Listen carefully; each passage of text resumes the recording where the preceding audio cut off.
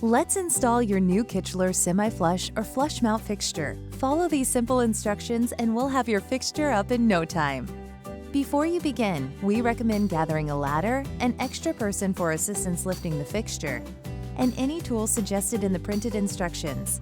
And don't forget the light bulbs. All the hardware you'll need is included in the box, as well as warranty information. Be sure to disconnect the power at the main circuit breaker panel or main fuse box. We recommend you get a no-touch voltage tester to ensure the wiring is safely disconnected from the power. Start by removing the existing light fixture. Then confirm the wires coming from the ceiling are black and white. If they are not, we recommend calling a certified electrician. Make sure to keep the printed instructions handy. Each fixture has unique instructions you can refer to along the way. Attach the new mounting bracket to the junction box on your ceiling. Attach the fixture to the mounting bracket.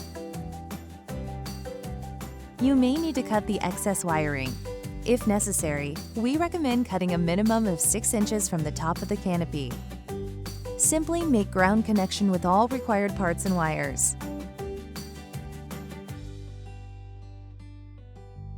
Connect the white and black supply wires. Carefully tuck in the remaining wire, if required, making sure it doesn't get pinched. Raise the canopy to the ceiling and secure it with the included mounting hardware. Carefully secure the shades and appropriate light bulbs for your fixture.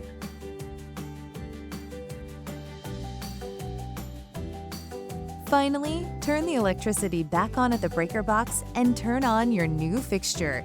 Congratulations! You've installed your new Kichler semi-flush mount fixture, and it looks amazing. Enjoy your new Kichler semi-flush mount fixture.